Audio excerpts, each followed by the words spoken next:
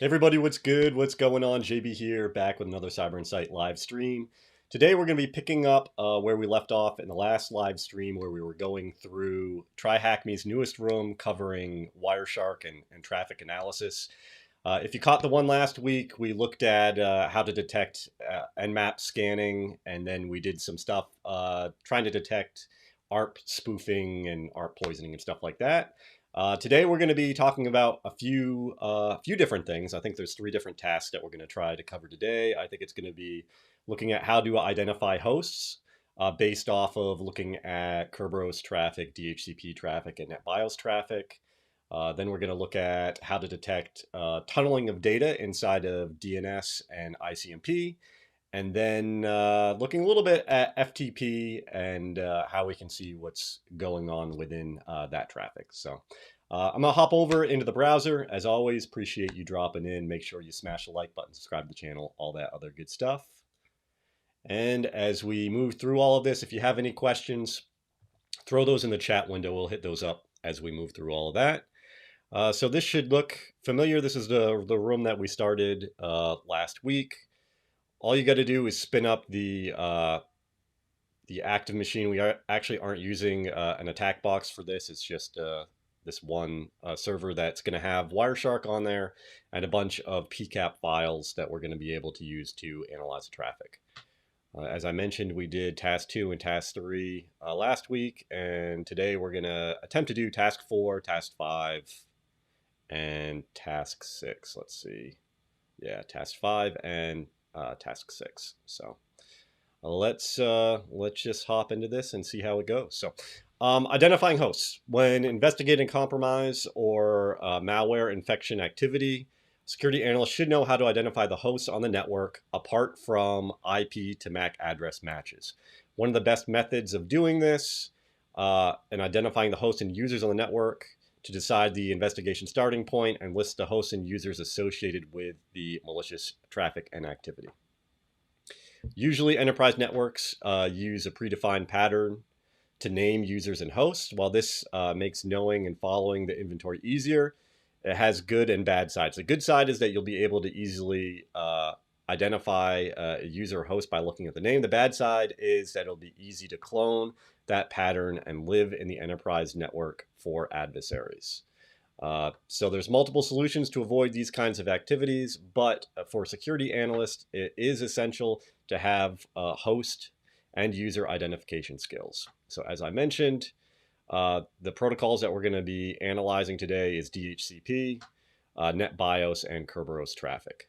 So for those unfamiliar with DHCP, it's known as the Dynamic Host Configuration Protocol. Pretty much it's what we use for namely workstations to be able to automatically get IP addresses within an environment.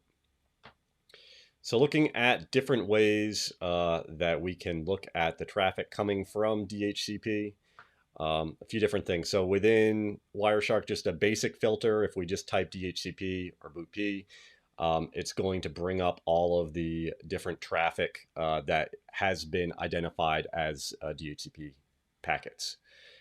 Filtering the proper DHCP packets options is really important for us actually trying to find different things. So within DHCP, there's a few different main types of data that we're going to see going back and forth. There's DHCP requests, which contains the host information, DHCP acknowledgements, which represent the accepted requests, and then a DHCP NAC, which means a denied request. And we see if we want to search for those particular types of packets, we have these different types of options. This should look kind of familiar to some of the filters that we used last week. Remember, like the double equals is normally what we're going to see when we're trying to identify particular values. And I guess I will point out again, always good to have a Wireshark cheat sheet, especially if you aren't necessarily as familiar with using Wireshark. Something like this will kind of help you out a bit. Due to the nature of the protocol, only option 53, the request type, has a predefined static value. So you should filter the packet type first, So if we were to look for request 3, and then you can use the filter the rest of the options by applying as column, or use advanced filters like contains and matches. DHCP request. A few different things that we could identify from these. So once we're already looking at a DHCP request, there's different options within that packet. So option 12 would list a host name, requested IP address, requested IP lease time, and client MAC address. So again, we can use this and use the contains and then whatever it is that we're specifically looking for. And DHCP ACK, so this is going to be the packets dealing with accepted requests. And this would have certain things in it, like the domain name and assigned IP lease time. And lastly, the NACs. So this is the rejection packets. As this message could be unique according to the case and situation, it's suggested to read the message instead of filtering it. Thus, the analyst could create more reliable hypothesis results by understanding the event circumstances. So in this case here, we see that we're looking at a request packet, and we see that some of the different options that we can see within here. Talk about client identifier options. Remember, we talked about host name, and we can see within here, and then you can see the host name. Also, kind of interesting thing that you can do here is you could actually filter on length.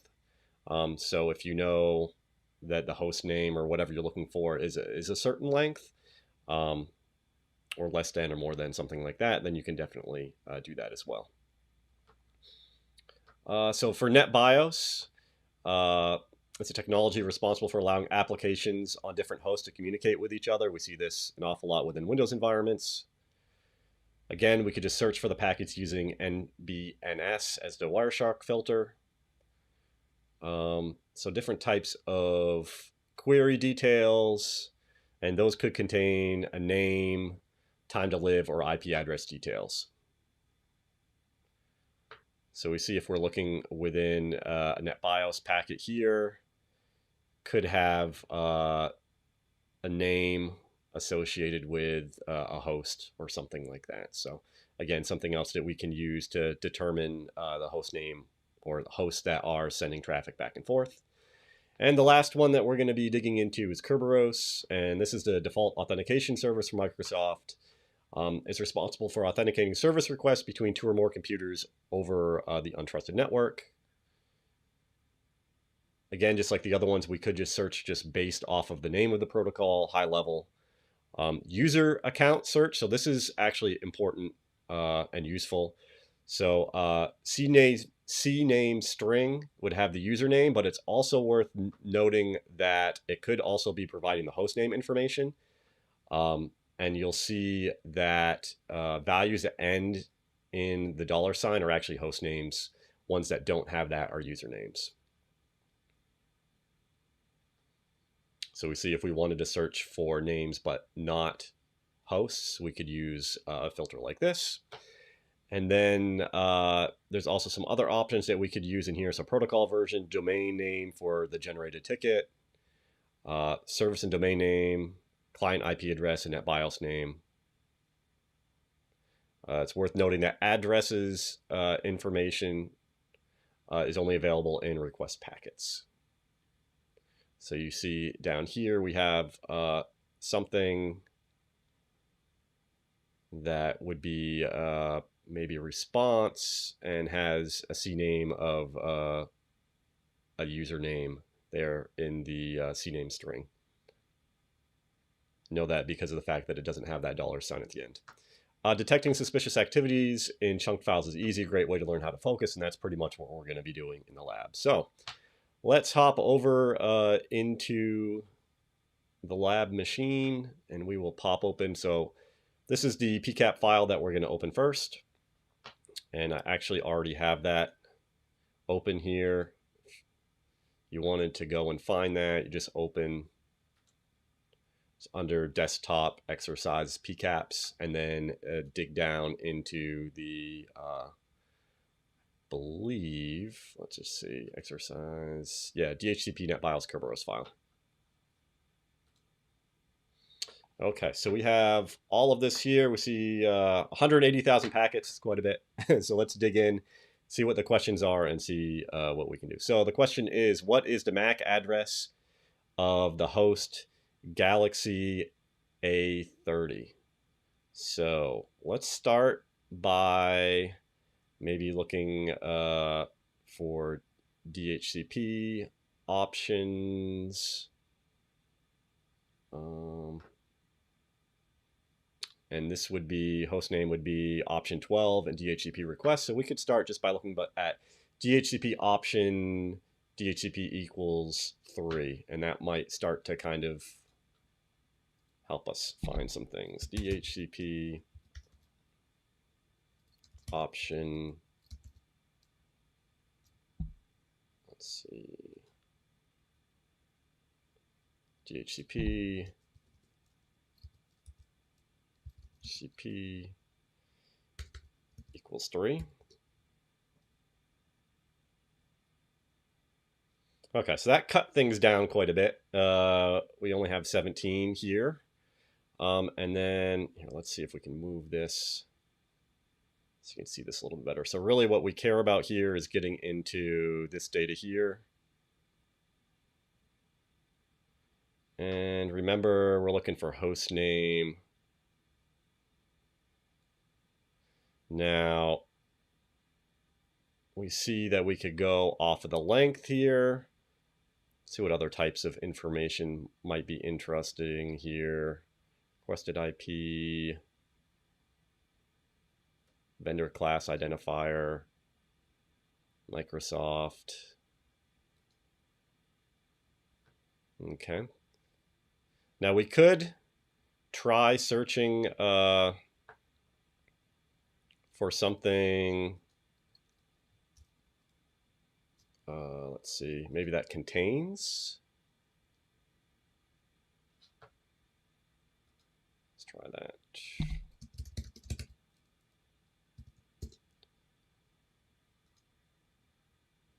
I don't know if this will work or not. It might work, it might not. Galaxy A30.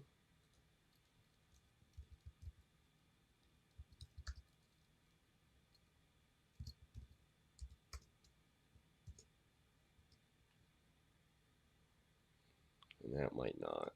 Let's see if it's and. No. Okay, let's see.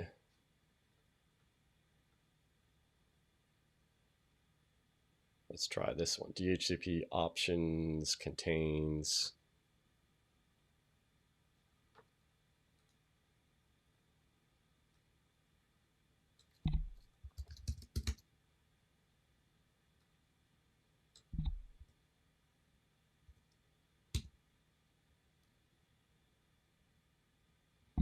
Not necessarily seeing that like that. Okay.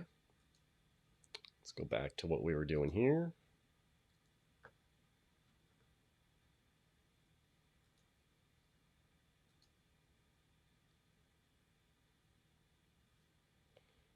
We can kind of pick through these a little bit more.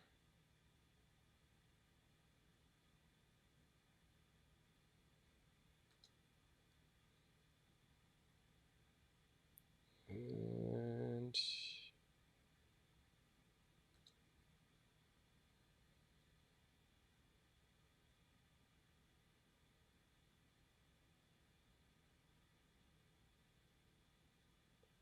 so here's a Galaxy A12.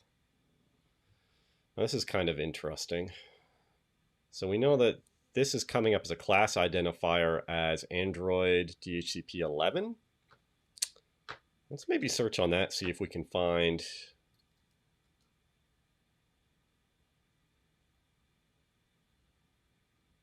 something else. Maybe that would be similar. A12.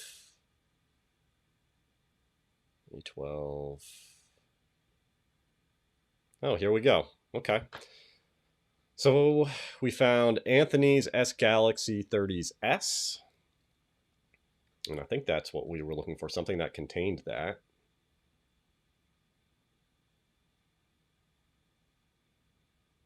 So what's the MAC address that goes with that? Client MAC address is right here. It's like 966C. So we're going to copy. A nice way to be able to get this data out of here without all the extra stuff is if you just go on value, then it will just copy out what the specific thing is without copying that whole line. So that kind of makes things easy. Let's see if we got this right. Cool. All right. How many Netbios registration requests does the live ALJM workstation have? So let's look at what we were doing. Netbios, we can go off of NBNS. Name contains keyword. So we should actually just be able to take this. Let's see if this will work.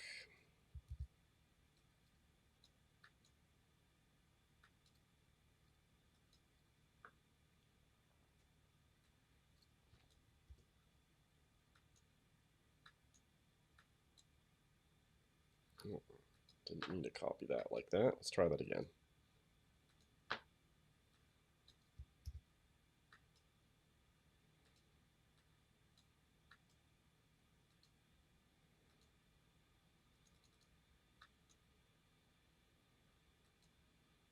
Okay. Let's get rid of that. Okay, and then the actual, I'll say live a LJM.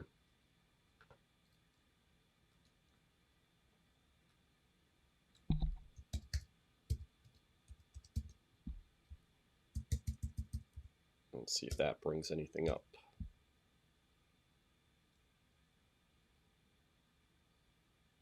Okay, so this looks like a bunch of here, registration. Let's see if there's any other.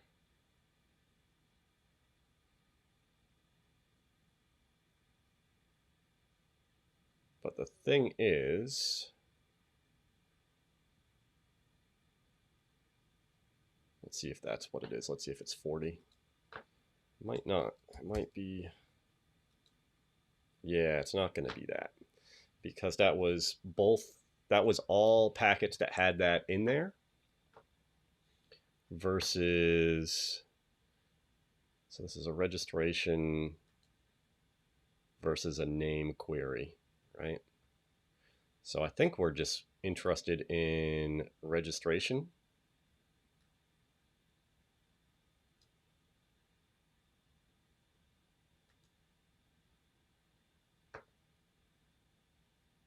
So it'll just be those 110s, I think. Yep. 2, 3, 4, 5, 6, 7, 8, 9, 10, 11.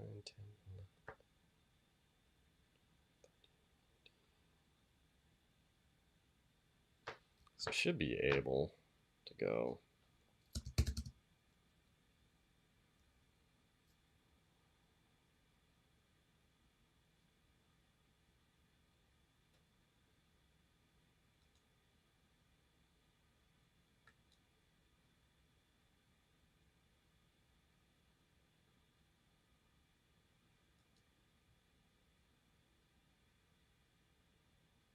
Let's get rid of that. See if this works.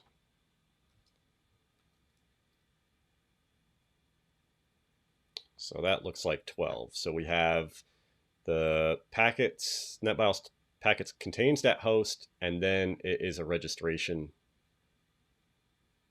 request. So 12. See if that works. Nope.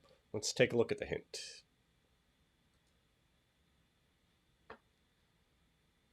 Let's see what this will come up with. So it's saying use MBS flags ops code equals 5.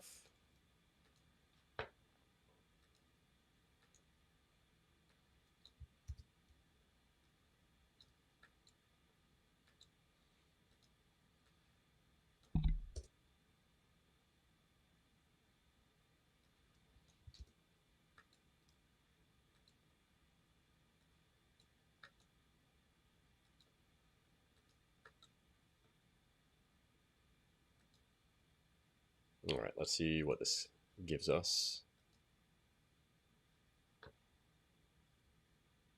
48.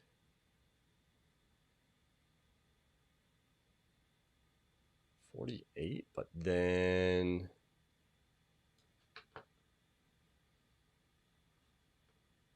it's 48 total. And then it should be all of those, unless there's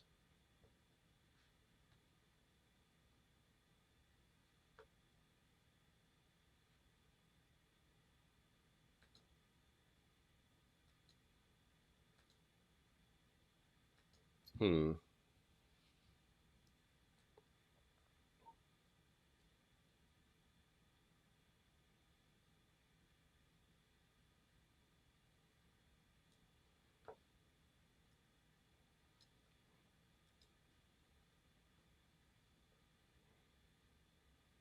don't know why that is. Maybe it's different types of, the flag might be different between what I was doing there before. Let's see.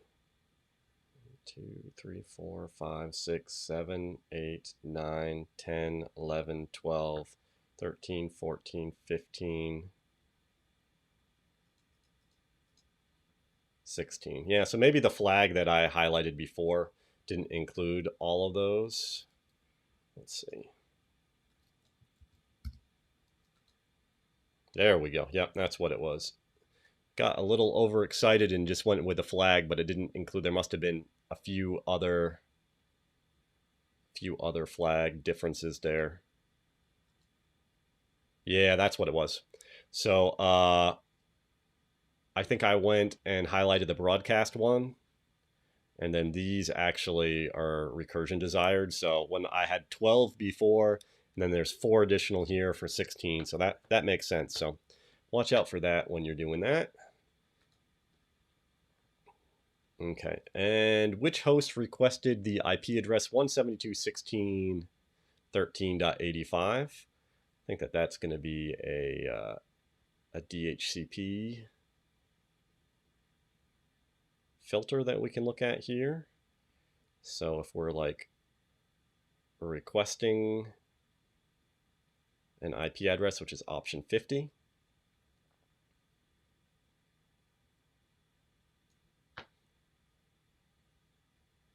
so let's go DHCP options, DHCP equals 30, and then we're gonna search off of requested IP address, which is option 50.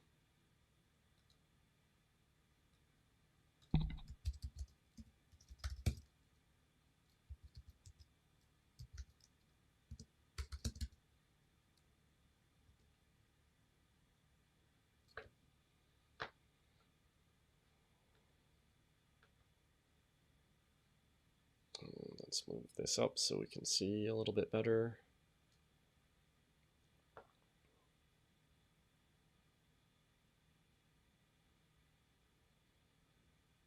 So we could go off of this requested IP address. Let's just see what this looks like as a filter.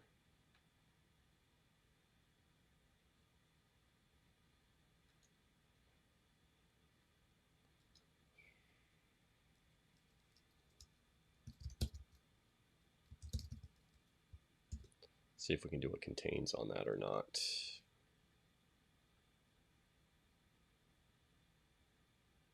And it might actually end up being something like that, but we'll see.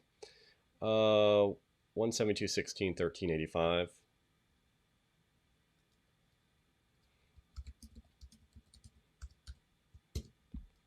Let's see if this works. No.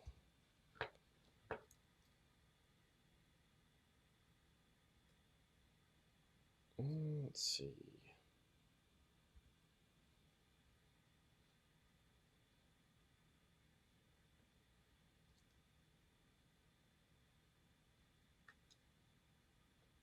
Let's see if we go this way, selected, apply filter. Let's see.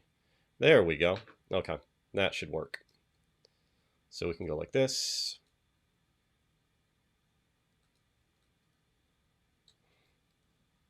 I highlighted the wrong section of that option, but this one should work. 172.16.13.85. Let's see.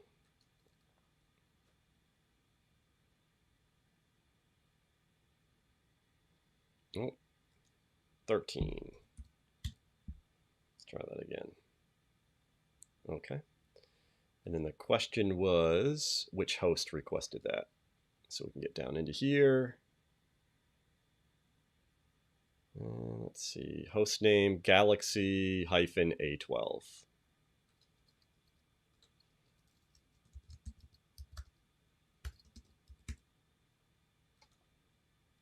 Perfect.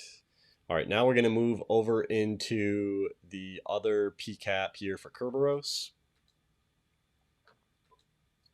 We're going to open this up.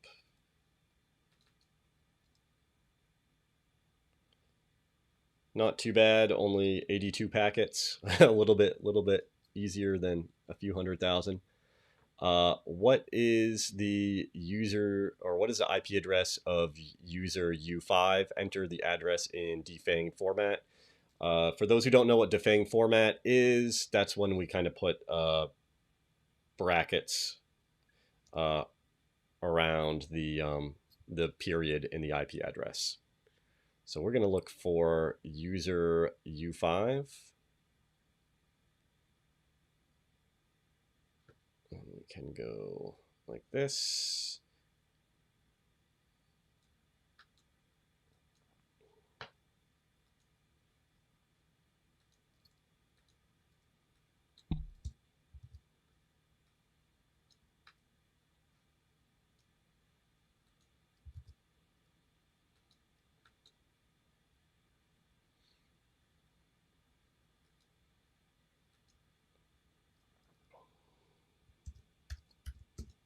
See if this works.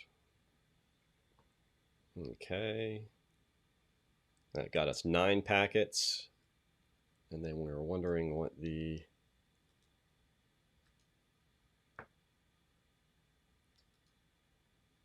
let's see, request body, host address, CNAME,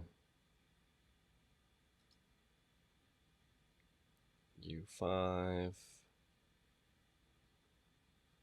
So this looks like this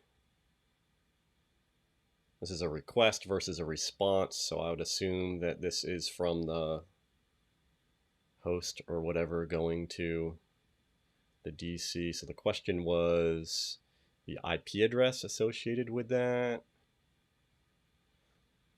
So 10.1.12.2, but remember we gotta go in defang format. So let's try that. 10.1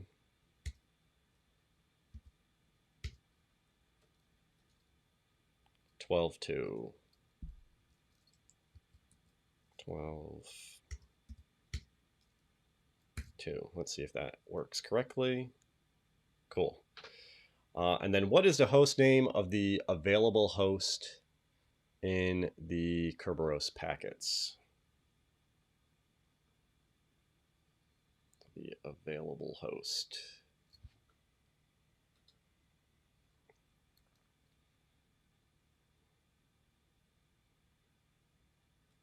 So let's get that. And let's see if we can find. Remember, a host is going to have that $sign with it. So let's see if we can find that something under a CNAME that has that.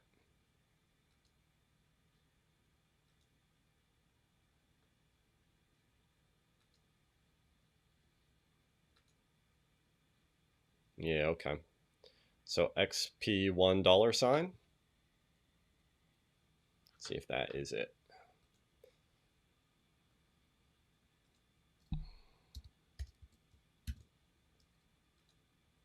Cool. All right. So that was identifying hosts using DHCP packets, Netbios packets, and Kerberos. Let's move over into tunneling traffic with ICMP and DNS. If you have any questions, throw those in the chat. But we're going to push on here.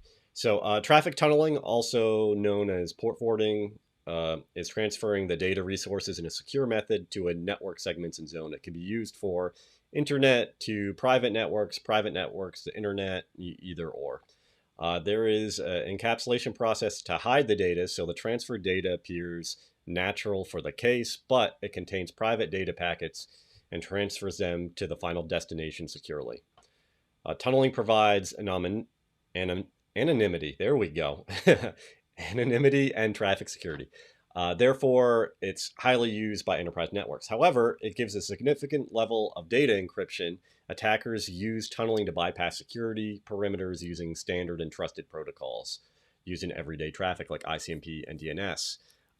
That's because, depending upon the way that things are configured in the environment, a lot of times this type of traffic is open from hosts out to the internet. So might be a good thing to kind of lock down those types of communications, as well as use some type of layer 7 monitoring in a firewall to look for traffic that doesn't look correct or unstandard with those protocols. Therefore, for security analysts, it's crucial to have the ability to spot anomalies with that type of traffic. So ICMP, we all know ICMP, we use it for ping and things like that to detect if a device is available. So it's used for diagnosing and reporting communication issues on a network, used for error reporting testing. It's a trusted network layer protocol. Sometimes it's used for DOS attacks. Also, a lot of what we see now is adversaries using it for data exfil and command and control tunneling activities. So usually ICMP tunneling attacks are anomalies appearing starting after malware execution or vulnerability exploitation. As the ICMP packets can transfer an additional data payload, adversaries use this section within the ICMP packet to exfiltrate data and establish command and control connections. It could be TCP, HTTP, or SSH data that's actually within those payloads. As the ICMP protocols provide a great opportunity to carry extra data, it also has disadvantages. Most enterprise networks block custom packets or require admin privileges to create custom ICMP packets. A large volume of ICMP traffic or anomalous packet size, so something larger than what we would normally end up seeing for normal troubleshooting size of ICMP packets, are indicators of ICMP tunneling. Still, the adversaries could create custom packets that match the regular ICMP packet size, which is 64 bytes. So it is still cumbersome to detect these tunneling activities. However, a security analyst should know the normal and abnormal to spot the possibility of anomaly and escalate it for further analysis. So pretty much what we have for Wireshark filters is we would search on ICMP. We also could look for data length of greater than 64 bytes and ICMP. So we wouldn't necessarily be expecting to see ICMP traffic higher than that, because that would mean that we're probably injecting other data into the ICMP payload larger than what would be expected for troubleshooting purposes. So again, here we see just a whole bunch of traffic, ICMP traffic that's 1028 bytes, a lot larger than 64 bytes. And then when we go and we look at the data within that, we can see this hexadecimal output here, and we can kind of see what's going on over here. That looks all choppy and not necessarily makes any sense, so that could be encrypted traffic within that. For DNS, we all know DNS is kind of like the phone book of the internet. It's used to translate and convert IP domain addresses to IP addresses. So like when we go to a website, we type in the URL. That URL translates back to an IP address, and DNS is what actually does that resolution, so our computer knows the IP address to connect to. It's also known as a phone book of the internet. Okay.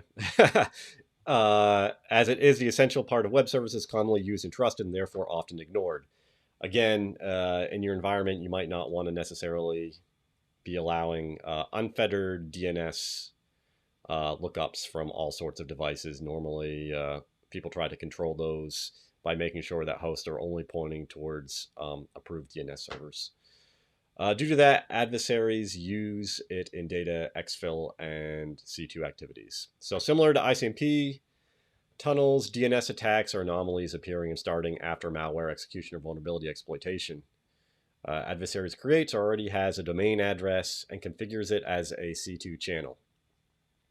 So the malware or commands executed after exploitation sends DNS queries to the C2 server. However, these queries are longer than default DNS queries and crafted for subdomain addresses. Unfortunately, these subdomain addresses are not the actual addresses. They are encoded commands as shown before.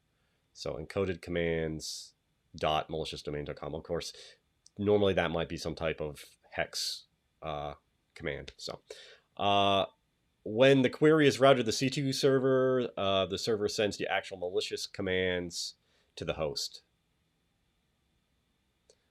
As the DNS queries are a natural part of the networking activity, these packets have the chance of not being detected by network perimeters. So whatever the hexadecimal thing is here is going to get sent to the C2 server, which is then in response going to send back the actual commands. As a security analyst, we should know how to investigate the DNS packet lengths and target addresses to spot the anomaly. So again, global search for just DNS and some options that we can look. So query length, anomalous and non-regular names in DNS addresses. So it's good to know kind of what is the expected DNS traffic in your environment and not. A lot of Microsoft domain names look crazy. So understanding, which domain names that you're seeing that might be related to some type of CDN that makes sense and you should be connecting to versus something that just looks crazy and isn't actually tied back to approved traffic. Long DNS addresses with encoded subdomains, known patterns like DNS cat or DNS2 TCP, and statistical analysis like the anomalous volumes of DNS requests for a particular target. And this bang MDNS disables local link device queries. So that might make sense using a query where the name length is longer than 15, but you're also disabling local link queries. So it'd be stuff that's kind of outside of your local domain. Also see here DNS containing DNS cat. So if you aren't familiar with DNS cat, it's a tool designed to create encrypted command and control channel over DNS. You can get this on Kali, you can get this other places. So might be a decent place to look at potentially if you're investigating this type of stuff within PCAP. At least here, we see that this is something that is represented in the PCAPs that we're looking at. So let's go take a look at this. So we're going to open up the ICMP tunnel PCAP, and then we're going to investigate the packets and which protocol is used for ICMP tunneling. Let's go open this up.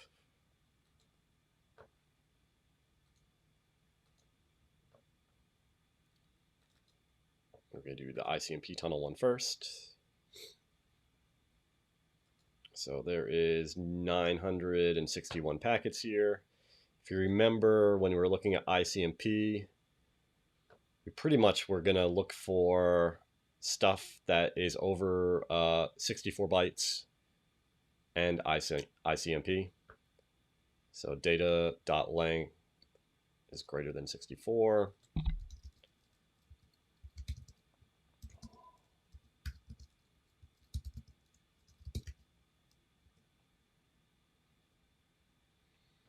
Got a lot in here, so still 759. Let's see what we have. We can kind of look through the data here. And we see that this is hex, but we can kind of see this over here. Let's kind of just drop down through these different packets. And I'm kind of just looking to see if anything interesting comes up. Okay, this is kind of interesting. We also could search on length, so if we go larger length down here at the bottom, see if we can kind of move this so you can kind of see the output here a little bit better. We see a bunch of encrypted stuff, or at least it looks encrypted.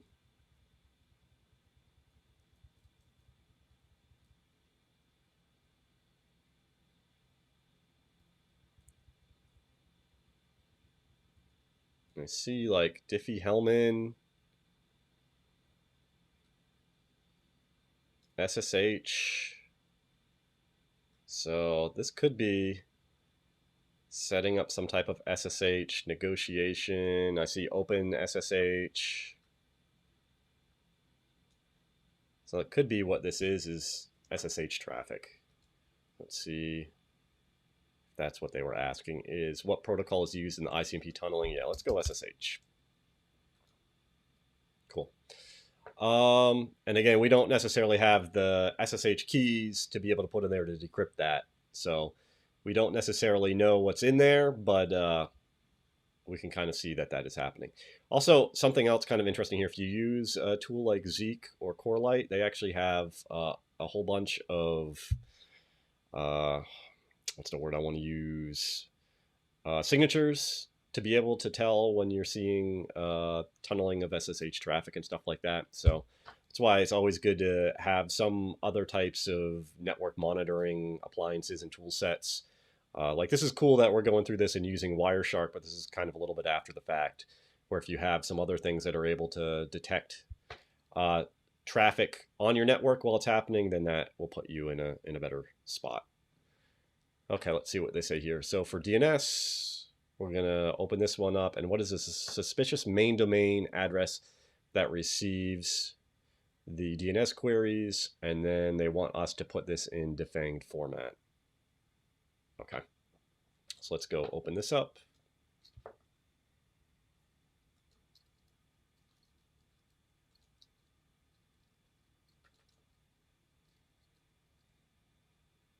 We got a lot of packets there, almost 34,000. So let's go.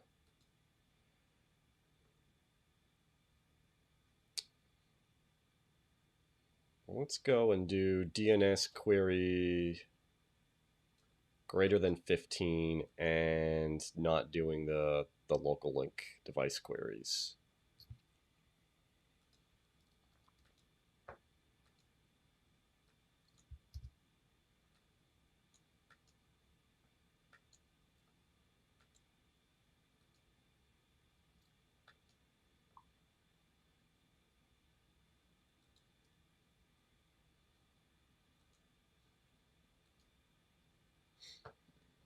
Still a lot in here.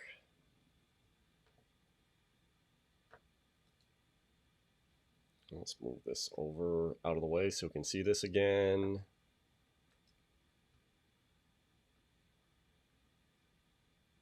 Queries, kind of see.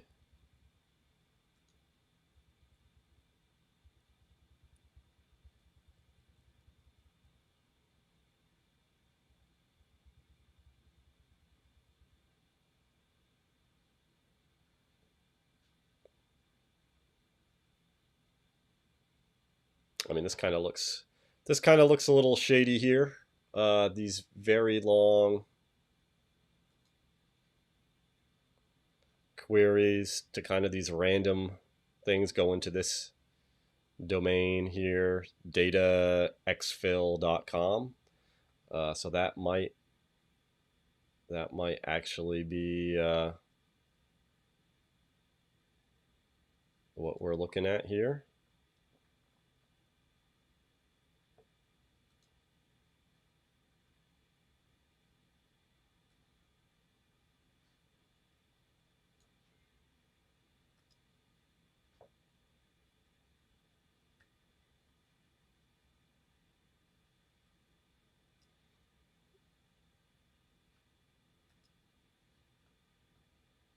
So let's go with that data exfil.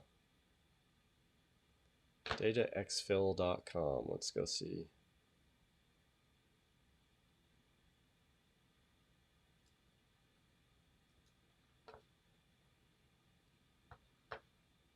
See if that is going to be the answer. We also could look for DNS cat on there as well if we wanted to. Go dataexfil.com. And so we were just kind of seeing that based off of the size of those files and then kind of domains that just look kind of anomalous, don't look like they fit. Cool. All right.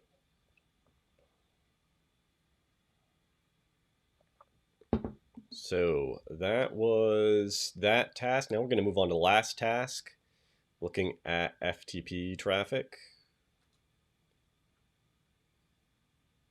We can hop into here, see some comments coming in. Hey, appreciate you dropping in and checking it out.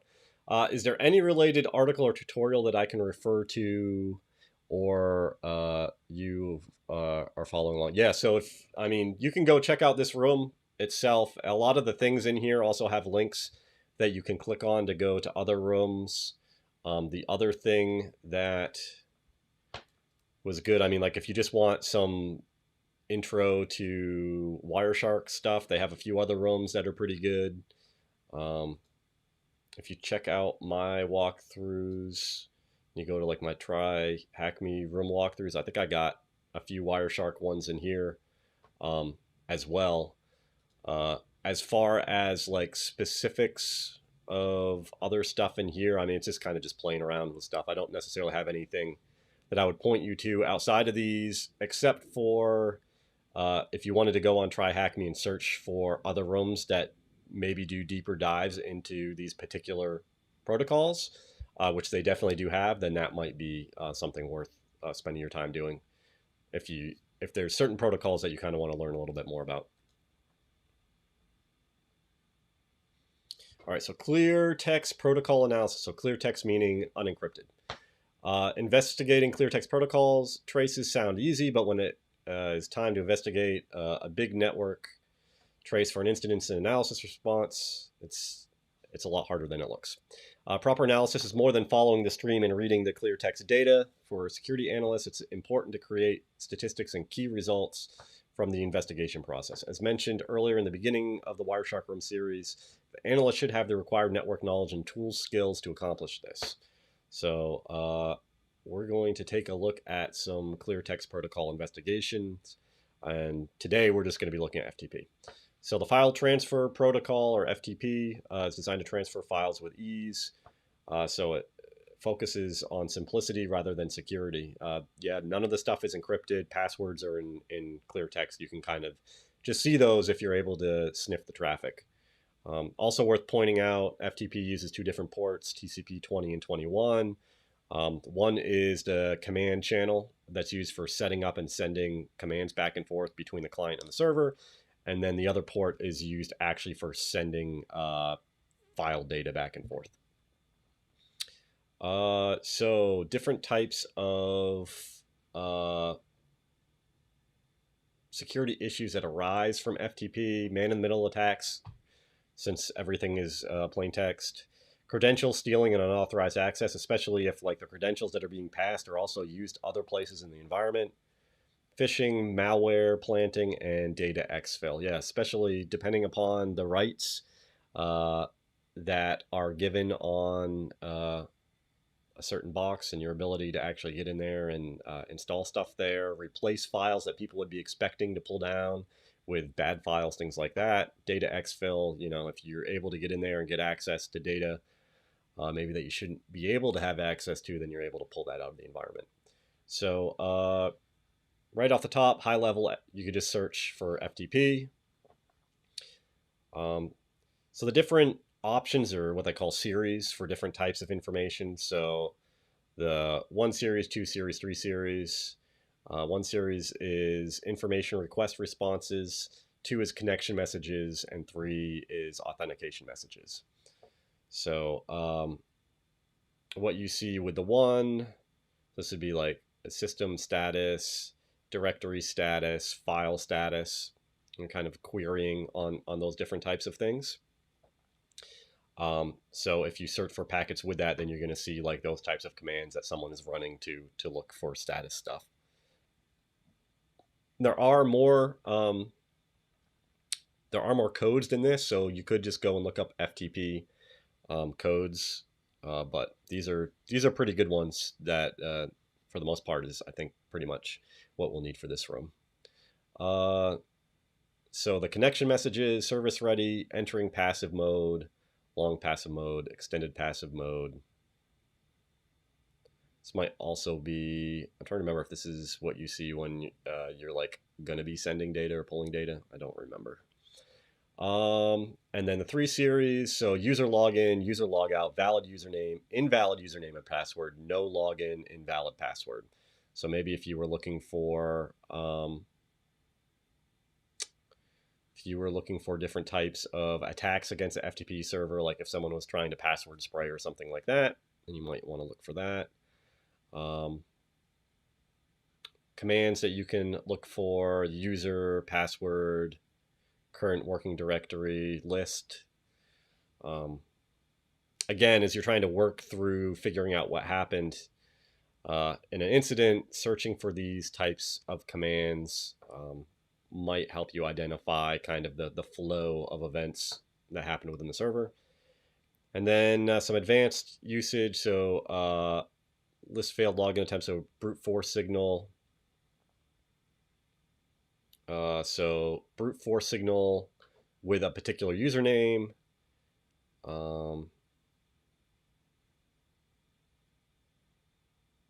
If you're looking for password spraying, you could use something like this. So yeah, let's hop into this and answer these questions. So we're going to open up the FTP PCAP, and how many incorrect login attempts are there? Let's go here. Open.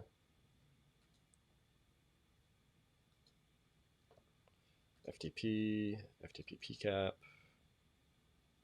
Get rid of this. So we got a little bit over 20,000 packets to look through. So we're talking about how many incorrect login attempts. So let's go 530. FTP response code equals 530, and see if that has FTP.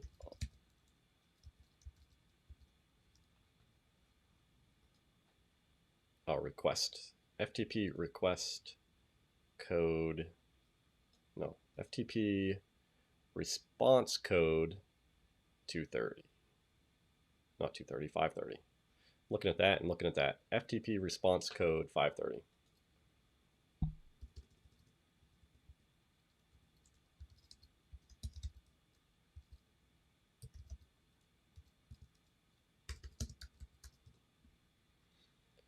So 737. If we dig into this and look at this, login incorrect.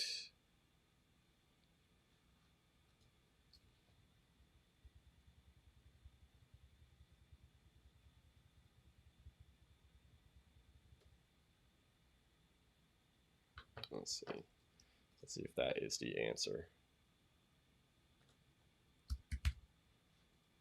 737. Cool. What is the size of the file accessed by the FTP account? So let's look at FTP request command user, and then FTP.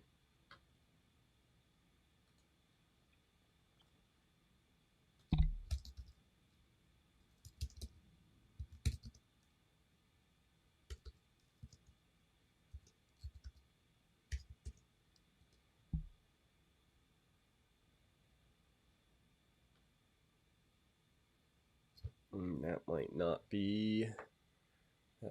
be it. Let's see, what else could we do?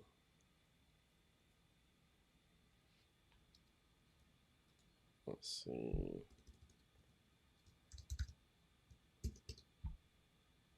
Okay. Let's see. We can take that. Applies filter selected. Let's do this. FTP. Okay.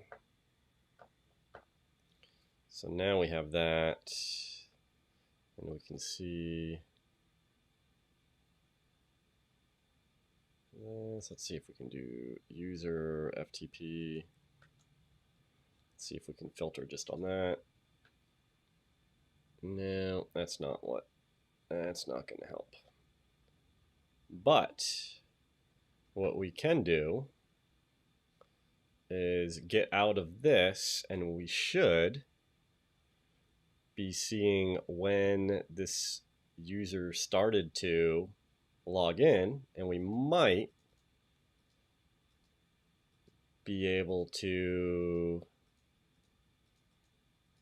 kind of get our way through seeing what they were doing. So see, they did a list.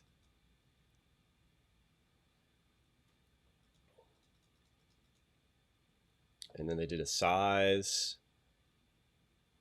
And see, since these are in sequential order, we're kind of able to see like within this time frame, which is like right on top of each other. Then we can assume that that is what's happening. So asked for the size of the resume, .doc, and then got back a response of 39424.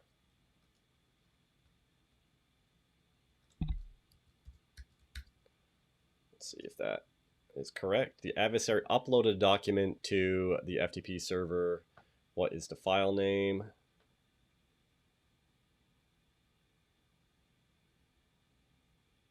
And so we did that, entering passive mode. So it looks like here, they're actually uploading their own version of resume.doc. So maybe a malicious version of that, because we can then see the transfer completes down here. So let's do that, resume.doc. And then the adversary tried to assign special flags to change the executing permissions on the uploaded file. So again, we're just going to follow the path here of what's going on.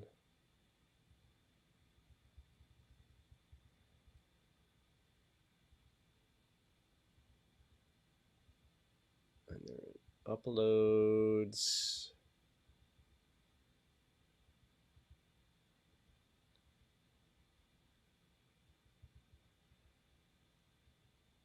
And let's see what they're doing. Another present working, PWD. Now we could have searched on resume.doc to see like what other